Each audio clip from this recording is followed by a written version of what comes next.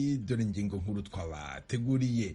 Ubufaransa bwasabye u Rwanda guhagarika imfashanyo buha umutwe wa M23 no kuvana ingabo zarwo muri Repubulika ya Demokarasi ya Kongo. Leta y'u Rwanda yashubije Ubufaransa ko nta urusha Ubufaransa kumenya inkomoko n'amateka y'intambara mu burasirazuba bwa Repubulika ya Demokarasi ya Kongo. Umutwe wa FDLR urwanya leta y'u Rwanda urahakana amakuru avugwa n'ubutegetsi bwa leta y'u Rwanda ko ariyo nyirabayazana n'umutekano muke mu karere. Leta y'u Rwanda iteka iyo bayitegetse gukura ingabo zarwo muri kano karere no gukomeza gufasha M23 aho itagerageje kubahiriza ibyo isabwa, ahubwo ihita isimbukira mu kuvuga ko FDLR ariyo nyirabayazana. Kwirengema, umuvugizi wa FDLR, ikaze mu kiganiro Iwanyu mu Ntara. Inshuro ya mbere kuri uyu wa kabiri Ubufaransa bwasabye u Rwanda guhagarika imfashanyo buha umutwe wa M23 no kuvana ingabo zarwo muri Repubulika ya Demokarasi ya Kongo. Ubufaransa bwavuze ko buhangayikishijwe n'intambara ibera hafi ya Sake na Goma igira ingaruka ku baturage b'abasivile. Buvuga ko kuvogera ubusugire bwa Repubulika ya Demokarasi ya Kongo bidakwiye kwihanganirwa. Umuvugizi wa leta y'u Rwanda Yolande Makolo akoresheje urubuga rwe rwa X yashubije Ubufaransa agira ati ntawe urusha Ubufaransa kumenya inkomoko n'amateka y'intambara mu burasirazuba bwa Repubulika ya Demokarasi ya Kongo. Ati iyo impamvu nyamukuru zitereye intambara ziba zarabonewe igisubizo, ikibazo nticyakabayeho. Ayo n'amagambo ya Yolande Makolo, umuvugizi wa leta y'u Rwanda, ku rubuga rwe rwa X. Umutwe wa FDLR urwanya leta y'u Rwanda ufite ibirindiro mu burasirazuba bwa Repubulika ya Demokarasi ya Kongo urahakana amakuru avugwa n'ubutegetsi bwa leta y'u Rwanda ko ariyo nyirabayazana y'umutekano muke mu karere. FDLR ivuga ko hakwiye kubaho ibiganiro byaganisha ku mahoro arambye. Inkuru irambuye Jimmy Shukrani Bakomera. Ikibazo cy'imitwe yitwaje intwaro mu burasirazuba bwa Kongo kiri mu byari ku isonga mu byaganiriweho mu nama yahuje abakuru b'ibihugu by'akarere i Addis Abeba mu cyumweru gishize. N'igihe abakuru b'ibihugu na za leta bari mu nama y'umuryango wa Afurika yunze ubumwe. Abo bategetsi bumvikanishije impungenge bafite ku mutekano muke mu burasirazuba bwa Kongo uterwa n'imitwe y'inyeshyamba.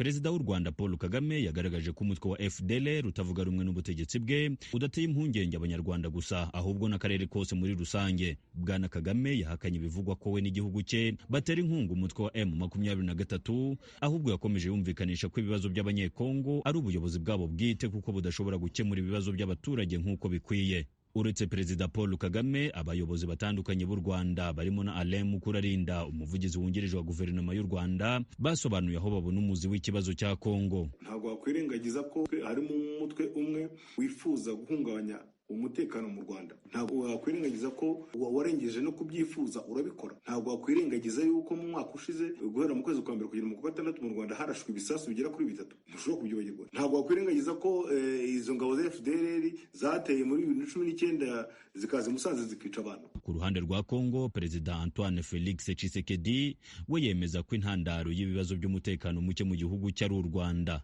Ibi avuga ko bihera ku bufasha iki gihugu gishinjwa ko giha inyeshyamba za M23 zirwanya leta ya Kinshasa. Izo nyeshyamba kuri ubu zimaze kwigarura uduce twinshi two mu teritware za Rucuru, Masisi ndetse na Nyiragongo. Ubuyobozi bw'umutwe wa FDLR utavuga rumwe n'ubutegetsi bw'u Rwanda ku ruhande rwawo uvuga ko ibyo umukuru w'igihugu cy'u Rwanda na leta ye babashinja nta shingiro bifite. Bwana Kirengoma n'umuvugizi wa FDLR.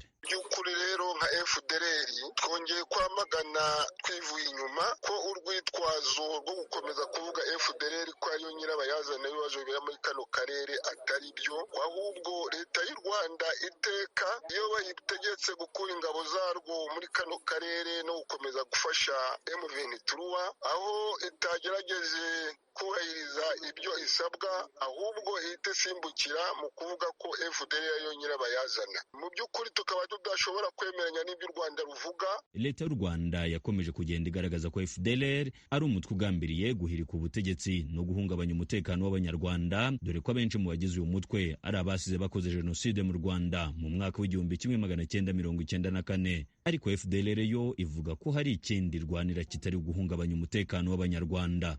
Niko Kirengoma asobanura. FDLR FDLR zagiyeho mu rwego rwo kurengera impunzi z'abanyarwanda zakomeje guhigwa bucumu kuva amakambi yasenyuka muri 1994 kugeza magingo aya. Indi nshingano ya kabiri y'ingenzi no gukora ku buryo muri kiriya gihugu cyacu cy'u Rwanda haba impinduka ku miyoborere, abanyarwanda bakisanzura, abanyarwanda bagakora ku buryo bihitiramo abayobozi, abanyarwanda mbese bakabaho rwose mu buryo bureshya nta vangura.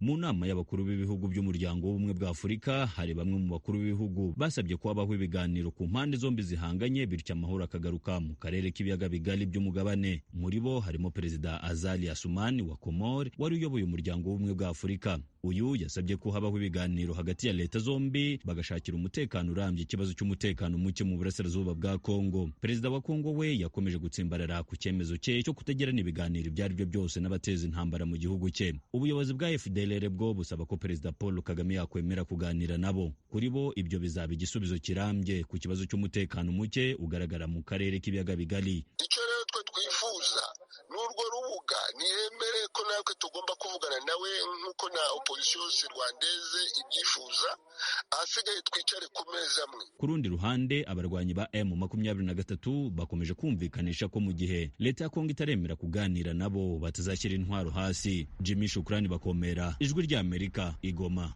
Inama y'umuryango w'abibumbye ishinzwe umutekano ku isi yafatiye ibihano abayobozi 6 b'imitwe irwanira mu burasirazuba bwa Repubulika ya Demokarasi ya Kongo. Bimwe muri ibyo bihano harimo kubuzwa gukora ingendo mu bindi bihugu no gufatira imitungo yabo. Fidel Niyongabo.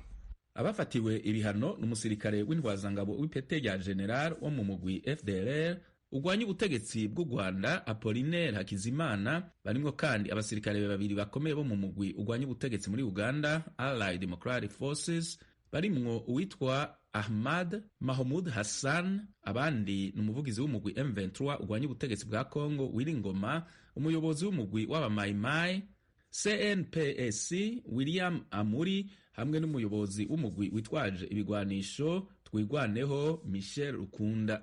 Ibihano abo bantu bafatiwe byashizwe habona mu nama yihutirwa y'urwego rwa ONU rujejwe kubahiriza amahoro n'umutekano ku isi, aho u Rwanda rwadomwe ku rutoki ko rufise uruhara mu ruhagarara ruri muri Repubulika ya Demokarasi ya Kongo. Robert Wood ni intumwa ya Leta Zunze Ubumwe za Amerika mu ishyirahamwe ONU.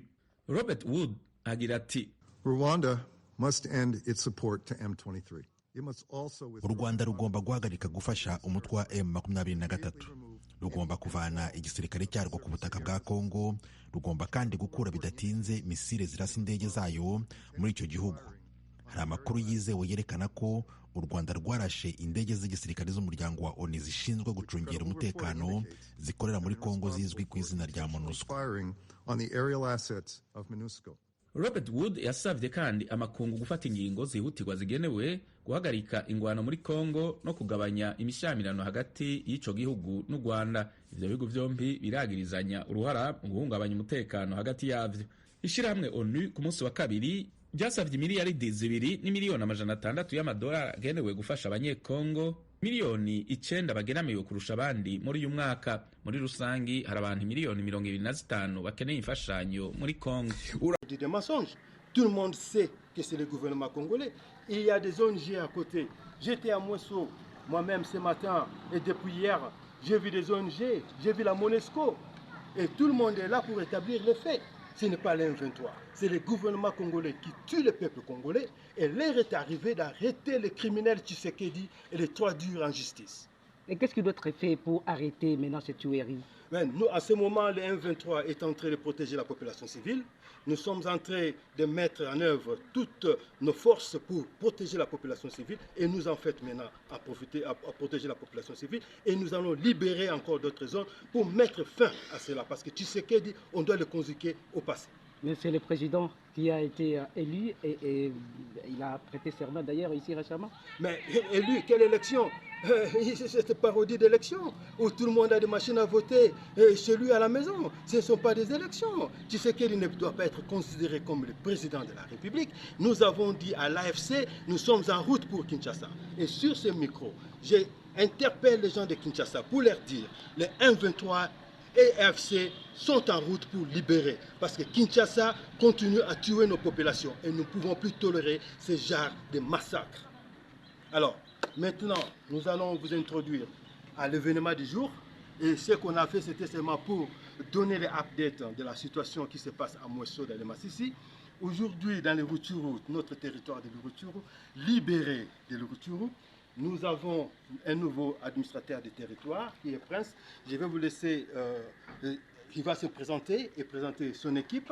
Et moi, je vous dis au revoir parce que je dois rentrer à Mouesso. Nous sommes venus chercher le matériel de première nécessité pour des victimes qui dorment à la Belle Étoile, qui ont perdu leur maison. Et j'en profite aussi pour appeler la communauté des humanitaires de venir en aide aux gens de Mouesso, parce qu'il y a une crise humanitaire sans précédent à Mouesso, que nous avons besoin de l'aide.